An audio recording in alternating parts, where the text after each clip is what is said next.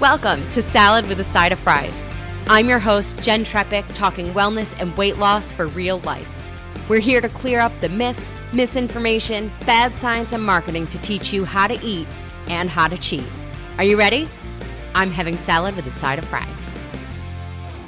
This week, we're talking about a done list. Have you heard of this, Dee? I have not heard of this list. Right. So we're very familiar with to-do lists. Are you a to-do list person? In my head, I'm not very good about putting it on paper. I should be, but I'm not. Well, you know, that's another word I don't love is should. Right? Yeah, there you go. Is exactly right. We talked about a few words that I don't love this week in this week's episode. So often we write things down so that we don't forget them. And our objective is often to tackle the list by the end of the day, right? Myself included, most of us write many things on the list. And then at the end of the day or the next morning, we're looking at that list, all the things that didn't get crossed off, and we're putting them on a new list to be completed by the end of that day. Right. And I used to do this a lot when I had a full-time job and I was building my health coaching business on the side. Now, you might remember our episode from last year with Megan Sumrell. So we talked a lot about how to use our calendars and find pockets of time and plan for the unexpected. Now, even before that episode, I'd started moving away from using to-do lists. And rather, I started putting tasks in my calendar with a block of time to do the task. So sure, I'll move them around, right? Nothing is set in stone, but it truly freed up so much of my mental space, right? And this also tracks back to our episode called Willpower Won't Power from a couple years ago. So in that episode, we talked about how writing things down, getting things out of our heads and onto paper can potentially replenish our willpower. The irony of all of this is that decision fatigue dramatically depletes willpower. And you know what happens every time we look at a to-do list? We review the list and we have to make a decision about what we'll do next. And it could potentially contribute to decision fatigue. So my little calendar thing has been serving me well on that front. Okay. Then in January, I started listening to this book called Meditations for Mortals. And it's one of those books where it's designed for you to do one chapter a day. One of the days in the first week talks about a done list. And it struck me that I've basically been doing this and it's super powerful. So in the book, they talk about how the brain naturally focuses on what's not done versus what is done. And we often live each day with this productivity debt. And our hope or our intention is that by the end of the day, we'll end at a zero balance. Well, fellow overachievers out there, right? This weighs on us. They quote this philosopher who said, "We produce against the feeling of lack." Cool. Like, okay, maybe this is subconscious, but I think sometimes we might feel that if we don't feel this debt, there's the potential that we won't do the things. We won't be productive, right?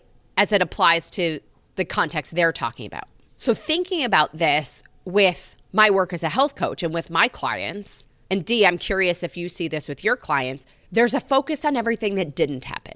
I didn't eat this. I only had 6 servings of vegetables on this day. I didn't eat the other, 6.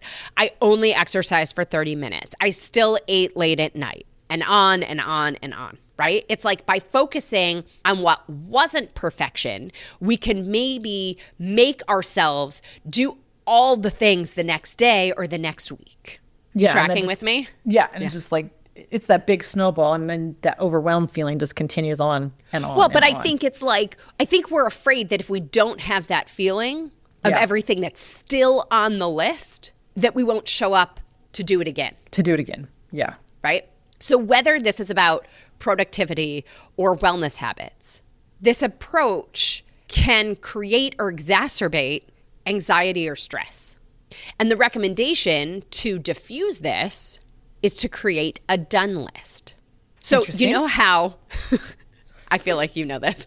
Yeah. There's so much satisfaction in crossing something off the list that you end up writing something on the list that wasn't there just so you can cross it off. Cross it off. Right? Okay, instead of that, we add all these things to a separate list, our done list. And not just the things on the to-do list can go on it. everything and anything you do in a day can go on the done list. So if you're an electronic list person, when you complete something, don't delete it. Move it to another list or another folder or another section, right? Rather than crossing them out or deleting them. There is tremendous satisfaction in watching the done list get longer. I think I'm going to try that in my file folders. Yes. And frankly, the done list is what I do when I meet with clients. We turn the conversation of, I only had 6 servings of vegetables, right? I still ate late at night, all of those things. We turn that whole conversation to, wow, I had 6 servings of vegetables. I exercised for 30 minutes. I ate berries and walnuts as my after dinner snack rather than ice cream, right? You see how the focus shifts? Yeah. What grows from the done list, what grows from that shift in focus is a sense of accomplishment, a sense of confidence, a sense of empowerment. So I think there's a lot of wisdom in this concept of a done list. I encourage you to think about doing it. You could even put the done list on your done list. And I got one thing on my done list. Right. It's the done list. Right. And do this for yourself every day, whether it's for your wellness tasks, your work tasks, or better yet, put everything on one list. Just let it be super long, right? You woke up today. Check. You're out of bed. You made your bed. You ate a protein-packed breakfast. You got your kids off to school. You took a shower, right? Keep going. Add all the things. Nobody knows what you're putting on there. So it can be as small or as enormous as you want it to be. I'm really curious. See how you feel at the end of the day when you look at everything on your done list. I see it like focuses on your successes instead of what we focus on in our brain as a failure by not accomplishing. So yeah, it's focusing on the positive and not the negative. I think that's great. 100%. And I'll tell you, like, my experience and what the book says is that you'll feel better about yourself. You'll start to see each day as an opportunity to move things to the done list, to find yourself making better choices about what to focus on. And you'll probably even notice more progress because you're not spending as much mental energy or physical energy focusing on the things that aren't happening. Like, this is essentially a tool for less stress. Oh, I think it's great. It's great. Like I said, I'm like, I got a lot of start lists. I don't have a whole lot of done lists. Right. All right. Yeah. So done. You're going to have everybody report back.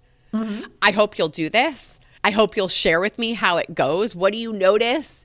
Right? What kind of momentum do you create with your done list? I can't wait to hear your stories of the done list. And, you know, it's potentially a magical, transformational experience, right? The power of a done list. Very powerful. Awesome. Now I'm going to have to get the book. Yeah, it's a great book. Yeah. Meditations for Mortals. Ooh, yes. All right, friends. As always, I'm your health coach and host, Jen Trepeck. Connect with me on Instagram or all social media. I'm at Jen Trepeck, JenNTrepeck. Website is asaladwithasideofries.com. Pick your platform, send a message. Send your takeaways, your ideas, your questions. This is also the easiest way to learn more about working with me as your health coach. Deanna, thank you again for being here. Oh, thank you so much for having me. It was a lot of fun. Good. I appreciate you. And of course, friends, if you are not already, join our membership program by going to glow.fm/saladwithaside-of-fries. This shows your support for this podcast, this community. Most importantly, it supports your health. You'll get this week's recipe for 15-minute spicy shrimp and vegetable stir fry and the article from our friends at Balance ED about social media and eating disorders. Well, friends, that's it for today's episode of Salad with a Side of Fries. Congratulations for making yourself and your health a priority. Thanks so much for joining us. Be sure to click subscribe or follow on your favorite podcast platform. Share us with a friend, and we'll be back next week. Always remember, you deserve it, and you are worth it. Happy healthy.